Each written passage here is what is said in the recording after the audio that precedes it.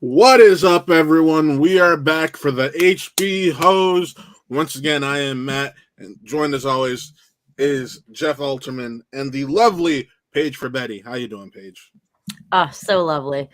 We had to milk it so long to make this video because we're so sad that we're gonna have to wait possibly 2 years for another season of The Yeah, Last. definitely didn't have to do with scheduling. That's for Yeah. sure. Not scheduling at all. Nothing like No, never scheduling. That would never happen with us. But oh boy, hold on, guys. We went live. I'm now sharing the link to tell people that we're live.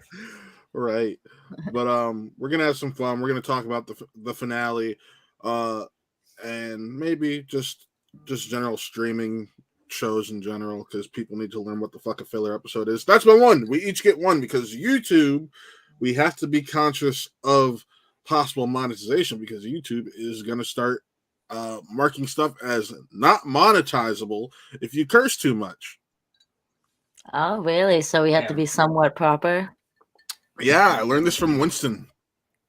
Interesting. That's interesting. I mean, it looks like we got another 569 subscribers to go before it's monetized, so I think we're fine here.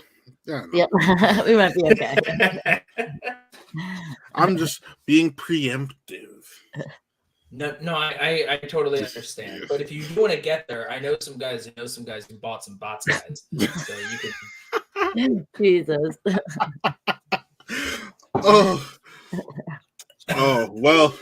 Well, before we dive into this Last of Us conversation, just a few housekeeping things. Once again, if you haven't checked out Watt Gaming, please go check that out. It's a YouTube channel, but that's also just our general Twitch. So any Twitch streams we do there, whether that be Taylor, me, Connor, Nick, Fortnite, 2K, God of War, WWE Wrestling, you name it, we do it. So go ahead and check that out. Today was an abbreviated episode that was live of Biscuits and Believing, our Ted Lasso podcast. I did that by myself today, but going forward, it will be pre-recorded, and I'll probably bring on guests just to talk about it. So I'm excited about that. Please check that out. And lastly, the HBOs aren't done now that The Last of Us is done. Be sure to tune in March 26th, and then we'll be on a 2-week break, of course, because that's what we do. And that's not a joke. Geoff already talked to me.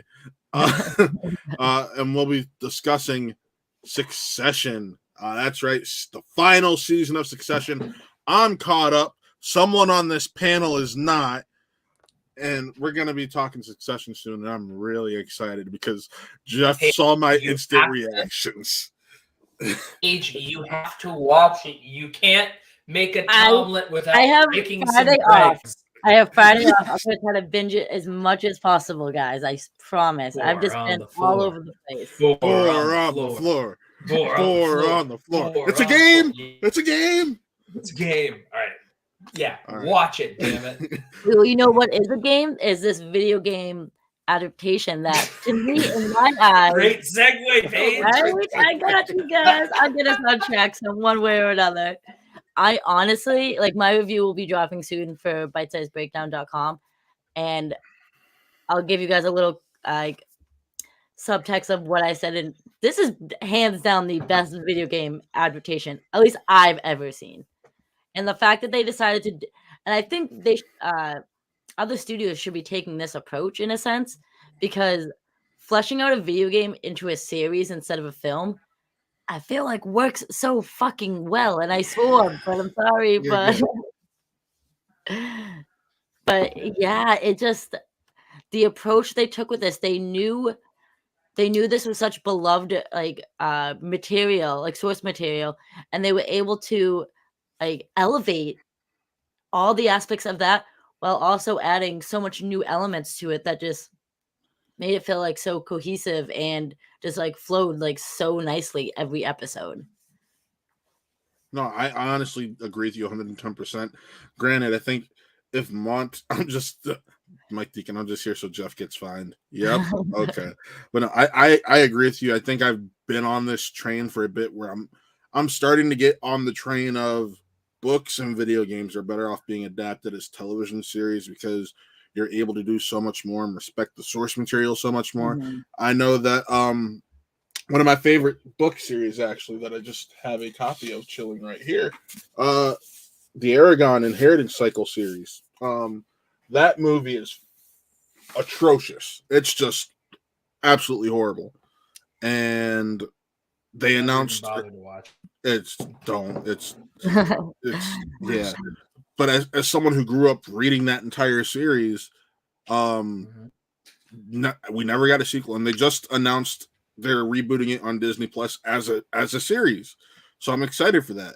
I mean, the Percy Jackson movies suck, but we're getting hopefully a faithful adaptation once again. I know Disney the biggest Percy Jackson stan, who every step of the way with this show's announcement is like just going absolutely batshit crazy about it. Is it your wife?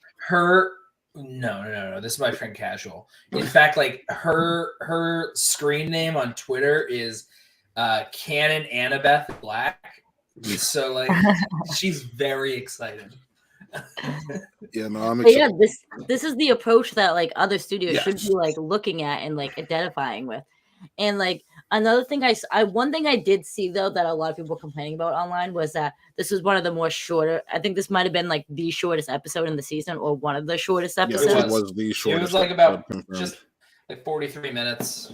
Yeah, but I think it gave us exactly what we needed. We didn't need anything more than what we got. Like to me, it worked out so well because that is how the game. Literally, this episode was pretty much like beat for beat the video game. Yes. Like yes. And they hit us right with a punch with it. I think so. I think it was obviously it's a ridiculously good finale. I'm actually curious about something. Let's just jump right into it, and then I'll share more thoughts after. Matt, you didn't play the game. You didn't watch the stuff. You were coming into this story cold, right? Completely cold, outside of little tidbits my brother mentioned to me because he played. How did you feel about his about face? You mean the fact that he said, "I'm gonna murk all these people"? The fact that he just murdered a hospital full of people to take her. I was totally fine with it because that fits his character. Because ultimately, I sit here and I'm like, he's absolutely right. It should be her choice. She should know she's going to die, essentially. But he didn't even offer her that choice, though. That was the biggest thing I thought. But that's the point. But that's what they wanted. She's very young right now. You don't want. She's what, 14? You don't want to put that on a 14-year-old. Like, hey, you've only lived 14 years of your life. But Marlene says it best, though. She literally says, like, Ellie would have approved and done this because that was like that is like her like sacrifice to this. This was my obstacle I had to get to because I'm the person that is going to save the world. I'm going to put it up at all costs. And my thing was, yes, the Fireflies did not give her a choice, but I think like why put someone in that position like, hey, by the way, we're just about to go kill you right now. But here's the thing: she went into that room at her age. She's already given up so much. She's lost so much. She should be given the opportunity to actually enjoy life, which is something she hadn't really been given up until that point because she was in the Fedra training, and then she was captive by Marlene, and then she went on this. Like, she hasn't had the time to live life and be a kid. Joel recognizes that, and ultimately, by not giving her that choice, he's just trying to give her a taste of a normal life. Granted, we know because of Last of Us 2, it's only going to be a few years, but a few years is better than none. The other thing, though, is it's not just, I want to make sure she has a life. It was very clear that it's not just he wants to give her a life. It's, I lost one daughter. I'm not going to lose another. Yes, that was what Tess said before she died in Vic's letter. What he did just last episode where he started becoming more brutal there. Like, these are all things that built up and put it in his mind there of like, do anything. Do anything. You're blinded by love. It's not a good thing, but that's what happens. Exactly. Yes. Love can do great things to you, but it could also do horrible things. Kind of what Matt was just saying, though. Like, he's letting her have the opportunity of life and stuff. Honestly, okay. I mean, I'm very optimistic about. Yes, he could have letting Ellie go through this. He could have saved thousands, hundreds of thousands of other children's lives, or save this one person. But since he already lost one daughter, and now he's finally becoming whole again because of his relationship with Ellie, and like opening up so much more, that it very much was like the most selfish decision anyone could ever make, because he wasn't doing it to save Ellie's life. He was doing it because Ellie makes him feel whole again. Yep. I mean, yes, he was doing it to save Ellie's life, but like he was doing it though because he couldn't lose another like daughter or daughter figure in a sense. And it's like, for me, that was the biggest thing. Was I loved the beginning of the episode because it feeds off so much of episode 8 of like their relationship is now like gelled so much. Like, he does love her, and the fact that he's like talking to her about, like, he never opened up about Sarah ever in probably 20 years, and now he's like talking to Ellie about it. Like, you guys would have been great friends. Like you would have made her laugh. Like, those little things like that. Sorry, I'm just reading the comment here. Paulina and I helped get each other through the finale. Yeah, I know. I was watching the Oscars, and she and John were watching the finale upstairs over Zoom or messaging or something. It's a deeply twisted, almost cynical ending. We have constantly seen that this story at every turn doesn't go by traditional hero, heroine, damsel in distress, cliches. It upends that at every turn. It's taking so many things that you think that you're used to in this sort of genre and just giving you something wholly unique and different. And I mean, we have, he's going to come and save her. But instead, she burned the place down and brutally murdered these two people. She hadn't done that before. Like, she hadn't gone that extreme before, probably. He's supposed to save her, he'll save her at the very end. He doesn't save her at the end. Like, it's not a rescue mission. The music they used is so good with this scene, because in the video game you're playing and it's tense and it feels thrillery, and it's like, no, you're going to save her. You're going to like be the hero of it all. But the thing is about The Last of Us is that there's this theme, this recurring theme. It's in this season. It's most definitely in Last of Us Part 2. It's not a spoiler to just say this theme because it's in this here too. There's a theme of consequences that go through this whole thing, and they're not showing this as some cool thing. This is a bad thing that he's done. Yeah, and the fact that we're going to have to live with it. Yeah, like kind of shot it like not in like slow motion, but the effects that they use, the editing effects they use, when it was like kind of like silent beats of him like going through pretty much assassinating everyone, literally shooting people, and they're already out for the count, and he's still murdering them. Like, the brutality that was shown with Joel was the monster that we kind of saw in the beginning, that he wasn't going to let anyone like get in his way. And the creators of the show, like, they did what they set out to do, and this is the same effect you get with the game. What Joel isn't doing is it's a conflict. Is he doing the right thing, or is he being selfish? None of us have none of us on the screen right now have children. I have a godson. I'm probably the closest one. Yeah, but like, if you were in this position, like, what would you do? It's like, you have to put yourself in those shoes to. Because I know, like, a lot of people that haven't watched the gameplay or know the story at all were just like, holy crap, like, this man's a monster. But he kind of always been a monster. But he feels Ellie made him feel whole again.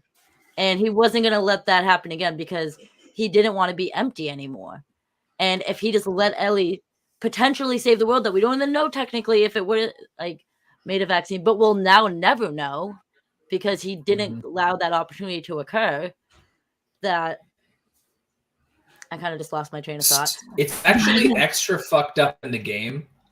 I mean, like it's like they're different kinds of fucked up. The game, the show said the show has what's it called? The show has like the music, so that way you know as you're watching it, like I shouldn't feel good that this rescue is happening this way.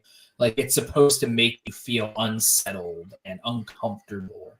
I felt unsettled and uncomfortable watching it. Yeah. In the game, it's cool though. You're still fighting and you're shooting and stuff, and it is brutal and it is like, dark. But the other thing is, in many video games now, like for the last 10 years or more than that, you pick up these like archive things or something, and it's like a recording of someone and it gives backstory to the world, or like scrolls or like notes that you collect throughout the game, and it's like people left these notes here or something, and it colors the background of the world, so you get more understanding of what's around than just like the linear story you're playing, just this stuff. And one of the most interesting things are in the video game. I remember, and if the screen is here, you can correct me too. There are recordings in the hospital and of people recording about, doing this exact work while he's going through and trying to save her. There are recordings that you pick up and you hear them, and it's only if you pick up these things that are not mandatory for the game do you learn this information, which is the Fireflies. Ellie was not the only one.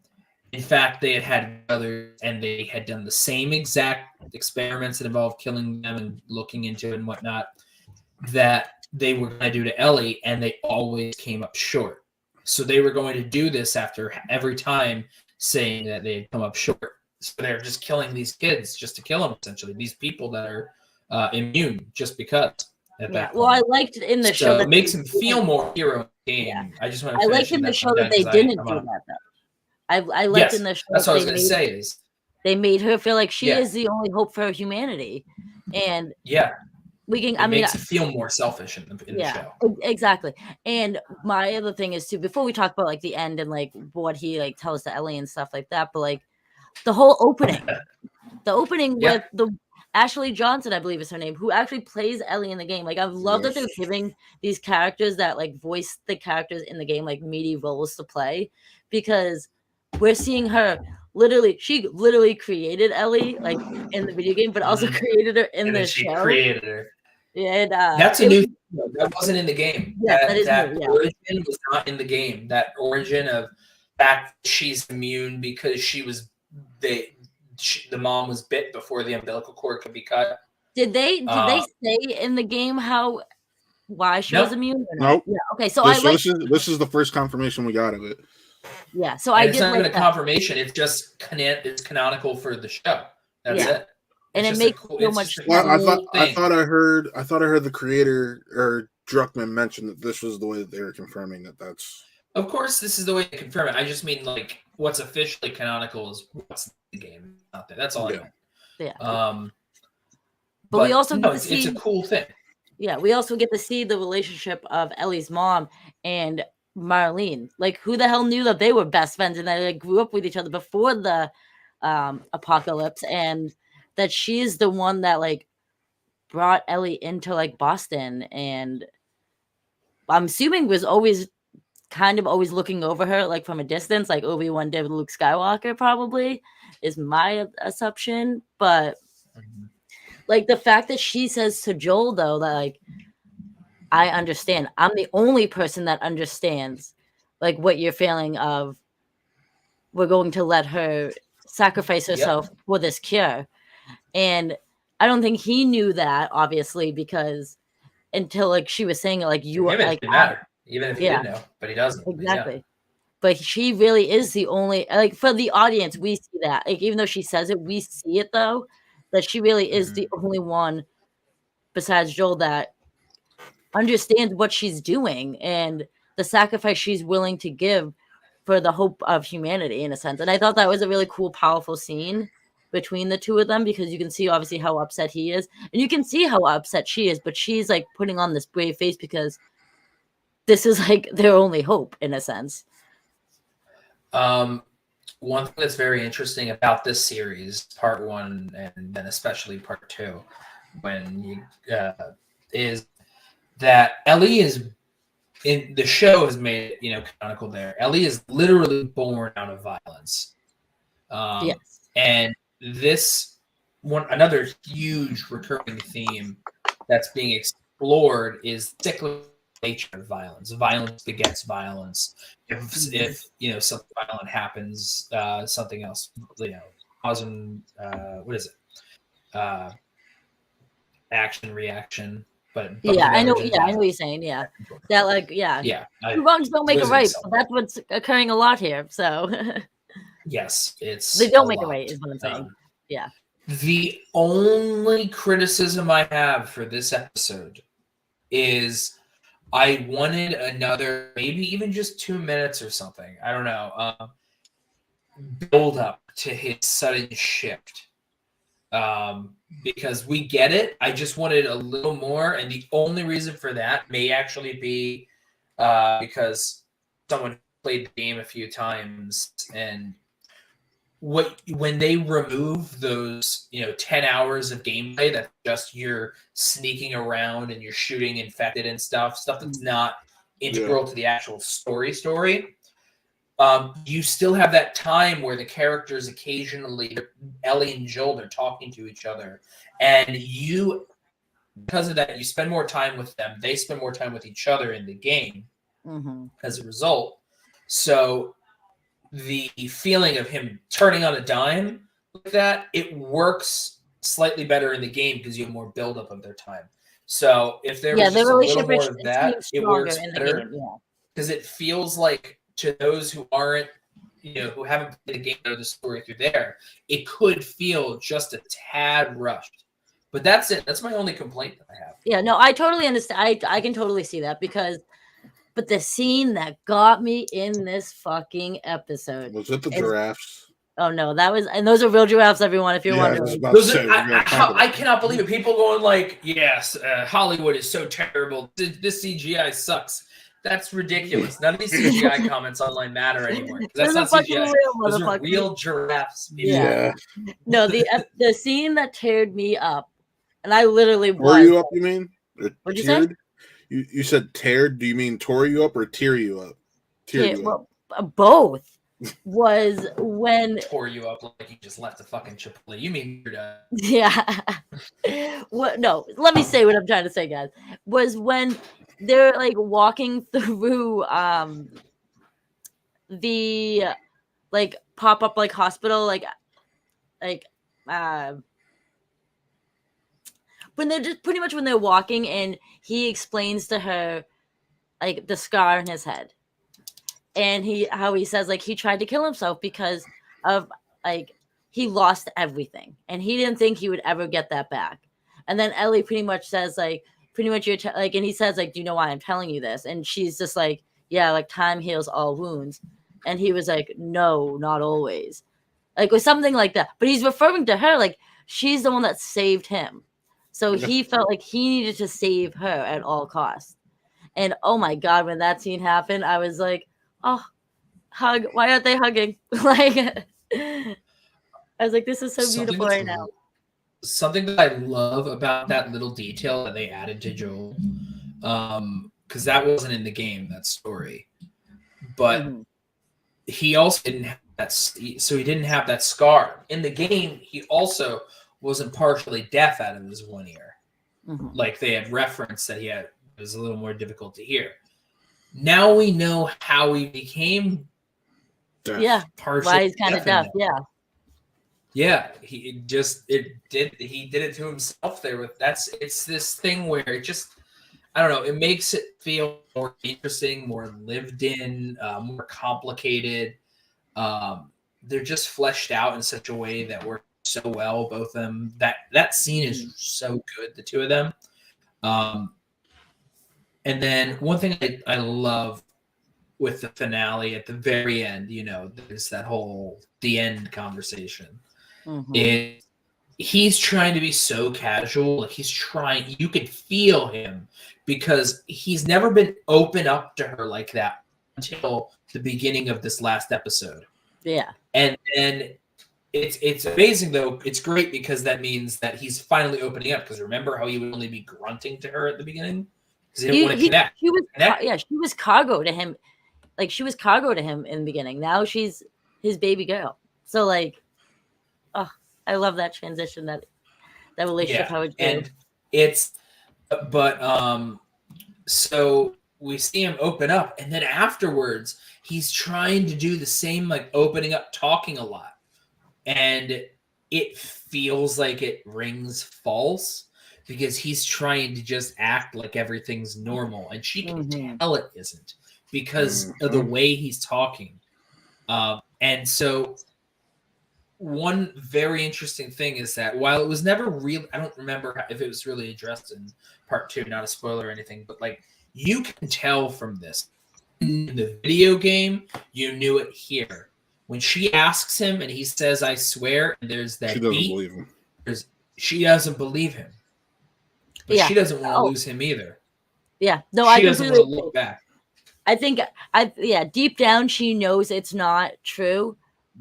But she just didn't want to believe it but the fact that he like told her that like there was an ambush, they found out they had other kids with the same thing that you had. They tested them and it didn't work. And it was just like kind Easter egg to what Geoff was talking about in the game. Yeah. But like the lie that that's the lie he like gives her. Yeah. Is that he gives a lie, he gives that same lie in the game. The difference is he doesn't tell her that he's the one that killed everyone. Yeah. Well, he doesn't tell her in the what I mean is that the difference is that this time everything he said in the car was a lie. In the game, only part of it was a lie. And what's actually very interesting is he says the same dialogue regardless. You hear that stuff? He says the same thing, which means that it's calibrated in a way where the same scene plays. Either he lied to her about that information, or he knows and he tried to, and he heard it and helped trigger him to go save her, so that it actually feels more heroic. That there's the possibility that it might not work, and they don't care; they're going to do it anyway.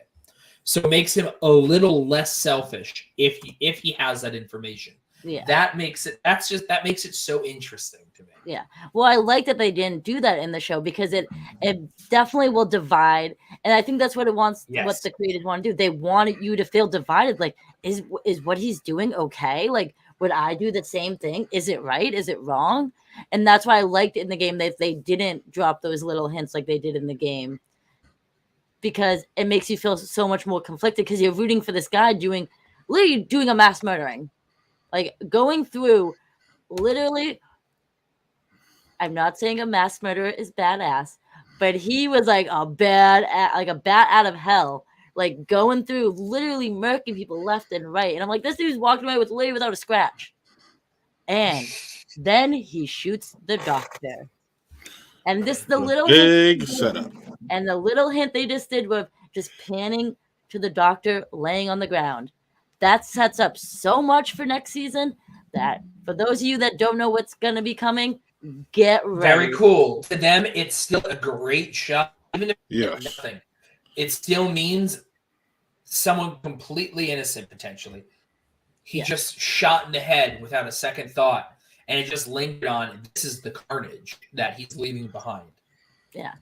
And if you think about it, like, technically, like, okay, not all of those people were probably generally good people, but they were all there for the same. They were all there for the same cause. They were all there to try to save the world.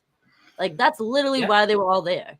Like, so he was murking people that were literally trying to save the world, and he's like, "No, you're not taking away the only thing I have left now again from me. Like, I'm not going to let this happen twice." It's kind of where I feel like he was getting at least. Like, this isn't going to happen to me twice. Like, I'm not letting this happening. I'm sorry, but I'll let the world rot to ground if I can still have her by my side. Yeah. So all fair. It's all just fair. really good. Yeah. So Matt, I'd like to ask you. You came into this series cold. You experienced it cold. Overall, what are your thoughts on this whole season, which constitutes the entirety of the video game too, Last of Us plus the DLC? Like, you're not the one with the game fan. You just watched the show. How did you feel overall? I enjoyed it. I considering Jen and I have a PS5, did it somewhat scratch my interest in maybe playing it when she and I move into our own place, maybe. But it's a wait and see type thing on that. But overall, I enjoyed it. Pedro Pascal was great. Bella Ramsey was great. Love the performances. As someone who is ignorant to every change that they made, this was just top tier television for me, and I was in for it every week except Oscar week and Super Bowl week. But yeah, I definitely enjoyed the hell out of it. Yeah. And I mean, it's cool though that like kind of we all three of us have different perspectives of it. Like you went into it like cold. I went into it knowing the gameplay. Geoff actually played it, and to see that end result of what we received with that final episode like sets up, for those that are cold, sets up so much for season 2, because there's going to be so much conflict with the lie he just gave Ellie. The possibility of the people that he killed, people like, you gotta think about it. He killed someone's father, brother, sister, husband, wife. Like, there's consequences for everything that occurs. Every action.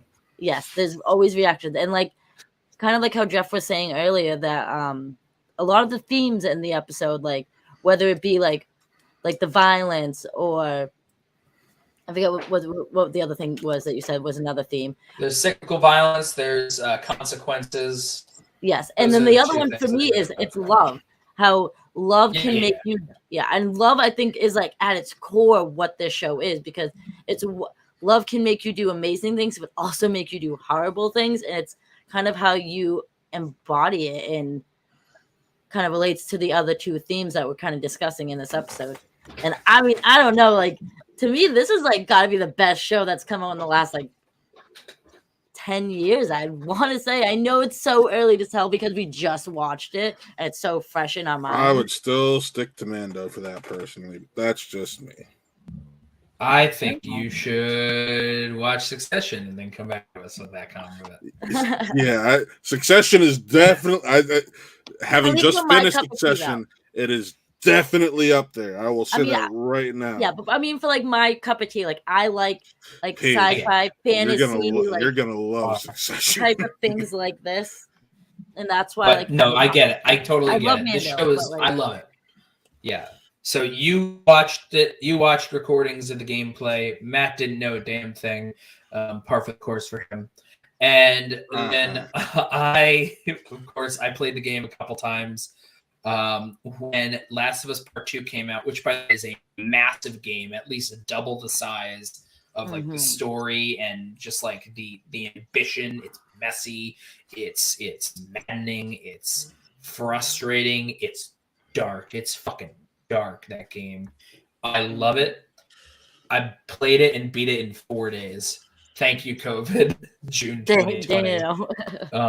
Yeah, I played both of them within a week. Like it was, I love Last of Us and Last of Us Part 2. And see, so for me, Part 2, I don't really remember that much of it. I know major things kind of here and there, but yeah, and I love this show. I love how it adapted the material. I love what it made its own and what it altered a little bit. There are always little nitpicks, where maybe some things are a little rushed, or maybe, I am interested in, maybe I wanted to see another Infected or two, but they weren't really the point as much as people might think. It's not just a zombie show. And I was going to say, that's like a big thing I saw criticism of. People were like, and I was actually talking to someone yesterday about this, and they were saying like, I needed more action. I needed more thrill. Like, this whole show is about the infected. Like they were telling me that the whole show is about the infected, and I was like, no, the whole show is not about the infected. It's about the relationship between these two people and the journey that they take together. Like, yes, like it kind of would have been cooler to see more clickers and such like that. Like to see, but like to me, that would have not moved the story narrative. like narratively. Like that would just been like little like drops of like cool like background, not background, but like cool little like things to like see and stuff and like adventure. But like that's not the point of this game and the show. It's the relationship that you build with the characters and the characters build within themselves. Like it's a show where it's World of Monsters, and you have to follow people who may need to become monsters just to survive in that same world. Exactly. There you go. Either become a monster or you become a monster. And it's so well written, and it's so well acted and shot and directed. Like, it is just such a top-notch production. And Pedro and Bella are so good at both embodying the spirit of the characters in the game while still being able to make some things their own. And I love the show to pieces, and I am sad that it's over until we get to season 2, probably in 2 years. Yeah, isn't that crazy? Oh, that's still it'll be worth it, and I already have a feeling about how the first episode will end. Yep, so, it's either going to be within the first 2. So it's got to be. I think it'll be in like an extended opening episode where it'll happen. But yeah, I mean that's normal for HBO. Those extended opening episodes. Yeah. So yeah, that's about it. Those are my thoughts. Those were your thoughts. Yeah, we're done here. Let's talk about for a second premiere television, because this does tie back into The Last of Us, because some people need to just learn, just because you don't get what you want in a show in a single episode doesn't mean that it's fucking filler. Oh, people saying this last episode is filler? No, there's a show that dropped today that people are saying was a filler episode, Paige. In a universe you're going to a convention for, and I have plastered all over my bedroom and in my life. Oh, I haven't watched it yet. You talking about Mando? Oh yeah. I thought a lot of people were saying it was great. A lot of the people in our sphere, the general consensus from the general public are calling it a filler episode. So that kind of goes back to. Yeah, I haven't watched it either yet. So that kind of goes back to what episode 3 is what I was about to tie it in. Well, yeah, it kind of goes back to what The Last of Us with like episode 3 and stuff. People in our sphere and like movie lovers and like TV lovers and stuff like that, like we're here for good storytelling. And I understand the general audiences just want to be entertained. But at the same time, like, look at the deeper meaning of what you're fucking getting. Like, I'm sorry, but like the show is like a masterpiece, and HBO has like given us besides Velma, top tier like television. I have to, because that show is horrible. But yeah, like top tier stuff. Like, and that's the thing that like, season 2 comes out, Paige. Yeah. But like, this is like what I mean though, like people are gonna open their eyes more to like looking at the bigger picture of an episode of something and understanding what you're being like presented, not just it's a filler, or we're just getting like this isn't connected to the story. Like, watch it and then watch the next episode or the whole season, and then you'll see that it is. Like, I don't know, that's like my behalf of it, but no, I get it, dude. I agree. Like, there is a such fucking thing as like there in so many of these things, filler is not like a real term for some of these, where it's like, oh, nothing happened. I guess I didn't need to have all these things that make character connections grow or stuff in order to influence specific stuff that comes down the line. Take it out so it could be more sudden. Never happens. Like, it's okay to have some that aren't just plot focused. This isn't like 1,000 episode anime series where they have to, have 40% of it be filler or something. Where it's literally they don't have a story and they're just trying to make up things. They're not focusing on character connections or something. Like, this is 9 episodes. Every episode mattered. Other shows or I mean, like, there seems to be like not a lot of people who understand what filler is. They just think if it's not plot centric, then it's filler. That's not the case. You can't have a plot without characters that matter.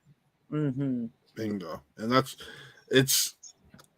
it hurts to hear that.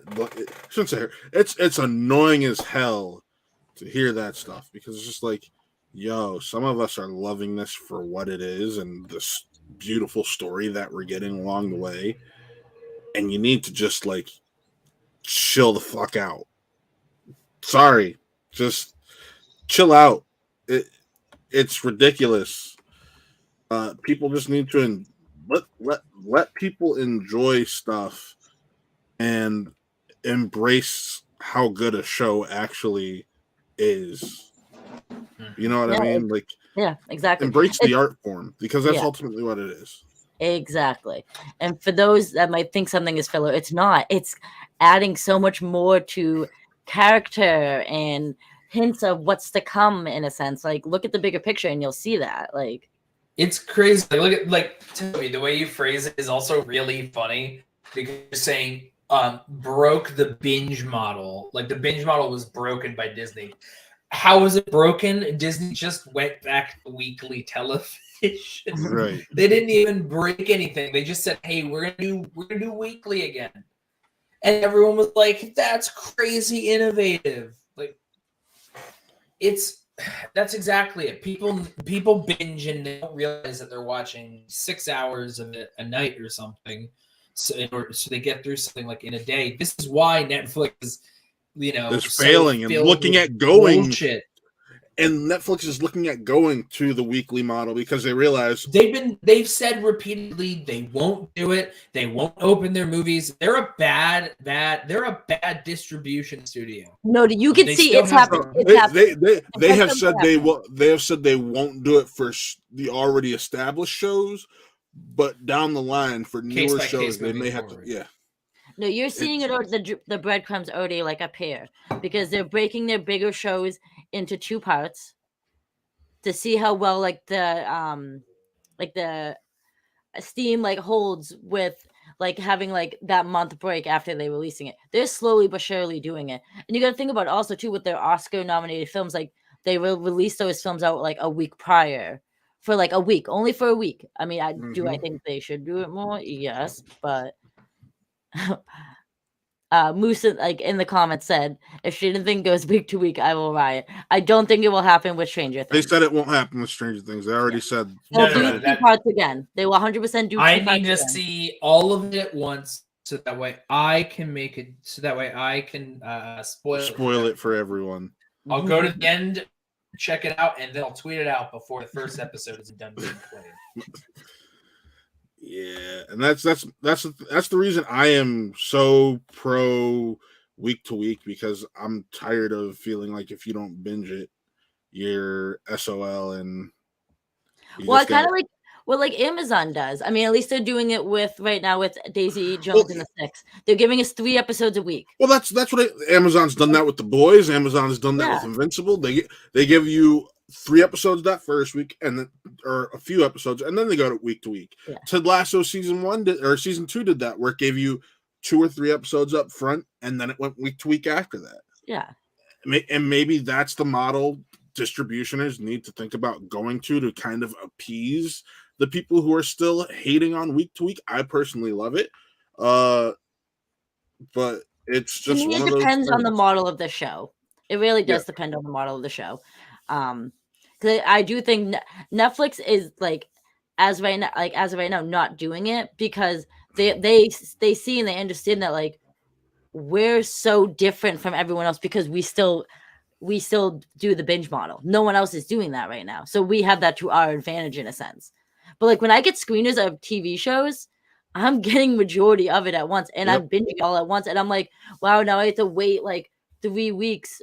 Or like 4 weeks or a month in certain cases where you're just to either like release my review or to wait for like the final episode to appear, and I'm like, now I gotta rewatch the whole thing. So it's like Bad Batch, perfect example. They gave us 14 of the 16 episodes 2 weeks before the show even launched. 2 weeks before the show launched, and I was like, what? Willow, when which unfortunately did get canceled today. Not surprised. When yeah, I'm not either, but when Willow, when they gave those press links to that movie or to that series, they gave us 3 episodes a full month and a half in advance. So like, and they didn't resend them a week out. So Yeah. it's like, if you didn't remember those, you couldn't give a great review. I can't even remember if I did a review for it because I felt like I didn't like remember a lot of the details, and I had some complaints that I couldn't go back and confirm because I couldn't go back and watch it with a fresh mind. So yeah. It's like, as a critic, even I hate the binge model because I feel like it just screws up the quality of work I can do. You know what I mean? Yeah, definitely that. I mean, like I do like it sometimes because like, not to like sound like this, but like, yeah, I'm getting it before everyone else, so I'm getting to experience it. But like, I can't have the conversation with someone like like the normal regular schmoes knows that like is just gonna watch it like in a couple weeks or doesn't really like care about it so much. And I'm just like, oh, I have all this stuff bottled up and I can't even like release it yet. So like, it has its advantages, but then it also like doesn't when it comes to those types of situations. And binge models, it does have like its advantages because you're getting everything all at once, but the Cooler Talk lasts for a weekend and then that's it. Yeah, and something with The like, Last of Us lasted us since January. Tops.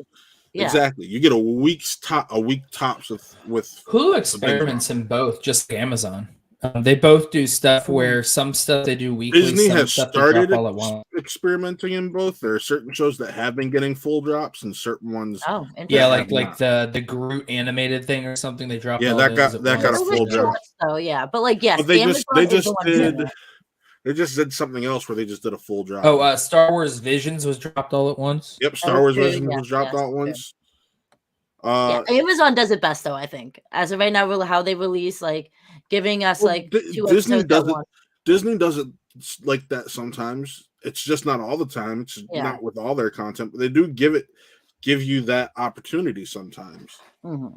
So it's all just it's weird, and this is why. And funny enough, Disney talked about or Bob Iger had comments recently saying he's going to try to move Disney away from streaming because a way Disney used to make a lot of their money was physical releases, and because of streaming, that's kind of going to the wayside.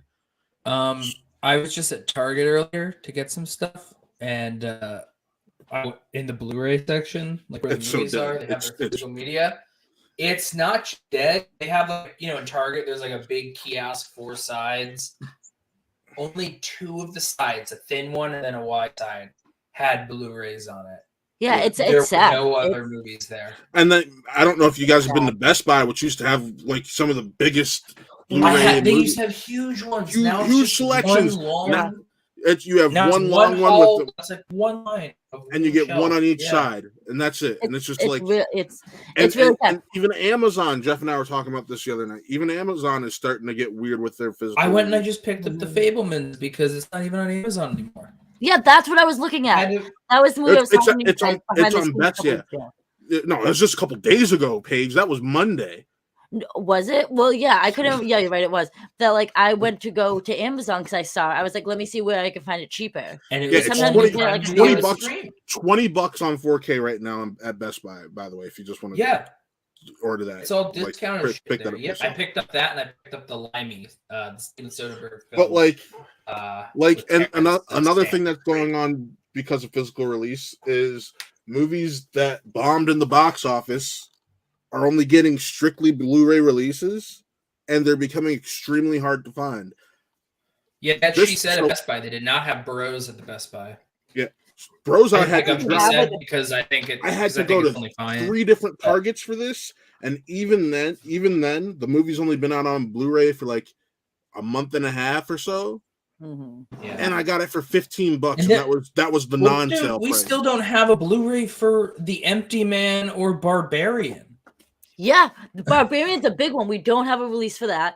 Like that is We crazy. have a Coda is the best Blu-ray for picture. fucking Terrifier 2, but we don't have one for Barbarian.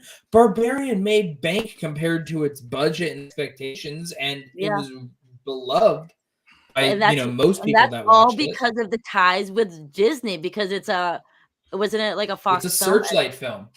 So it's literally not to be a dick, but that's kind of And Disney's yet, fault. have Amsterdam on 4K. Yeah, it's just like bullshit to me because, and like Toby said in the chat, yes, they are releasing The Last of Us in 4K, which is awesome. I love that they're releasing. I'll wait until I can buy the whole collection together.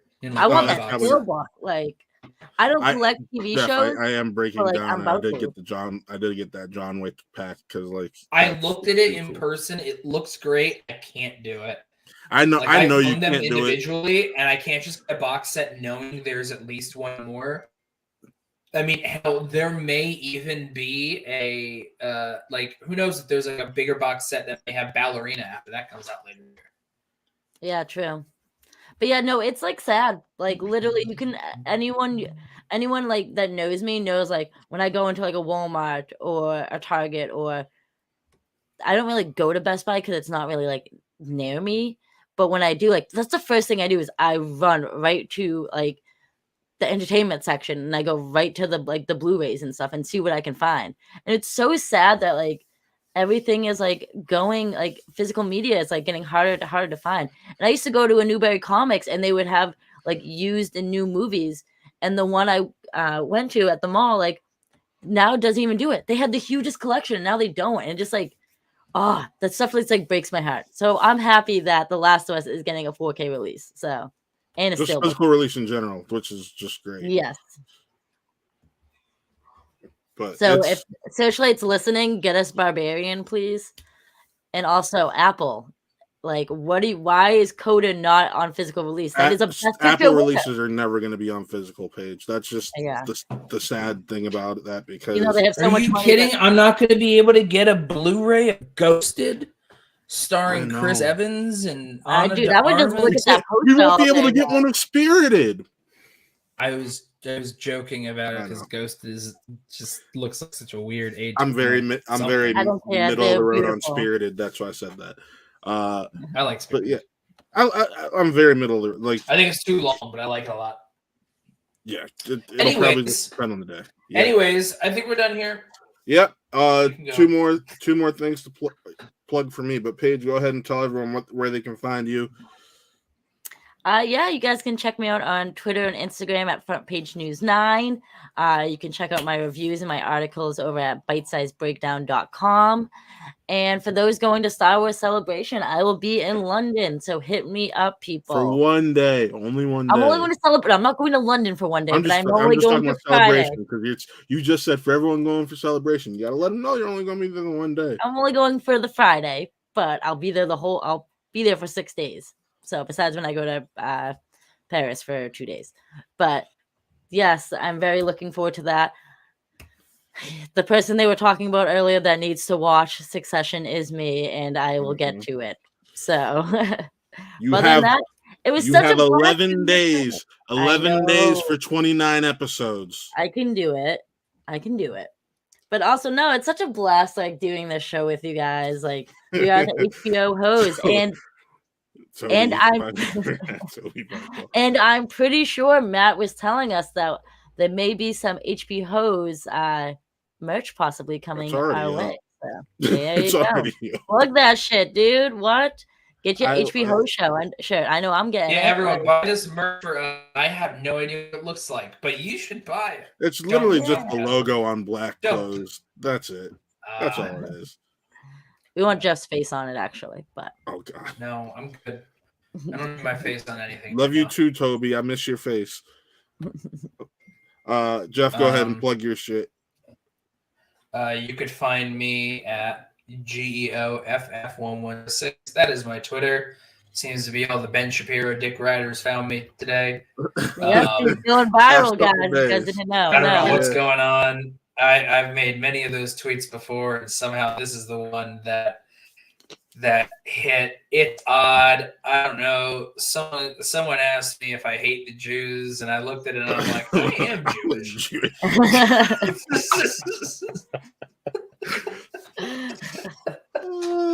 So I don't know.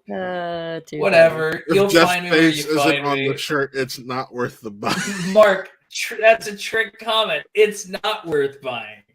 So, anyways, you can find me there. That's it. Goodbye. I'm done. And then a couple things I did forget to plug. John Wick Chapter 4 review. Last minute screening is why we didn't go last night like we were supposed to. But my review for that is either going to drop tomorrow or Monday. Not tomorrow. Either Friday or Monday. Have not decided yet. I got a review for Good People coming out soon. I'm jealous. I'm going to see that tomorrow afternoon. And then next weekend, Nick and I will be at Fan Expo Cleveland covering everything going on there. We might interview a few of these people involved on the screen, whether that be Anson Mount, Dante Bosco, Tara Strong, or Ethan Peck, maybe a few others. We don't know. It's actually going to be Bubbles. All that fine stuff. He's actually going to be interviewing Bubbles. Oh, no, I would not. I would talk to her about Harley Quinn first and foremost. But yeah, so we're going to be doing that. Be sure to look out for daily content of that next weekend and maybe some interview content beforehand. So yeah, but until then, folks, signing off. I'm Matt. That is Geoff, and that is the lovely Paige for Betty. And this was another episode of the HB Hose. We will see you Sunday, March 26th for the first episode of the final season of Succession. So until then, have a good night, and we'll see you next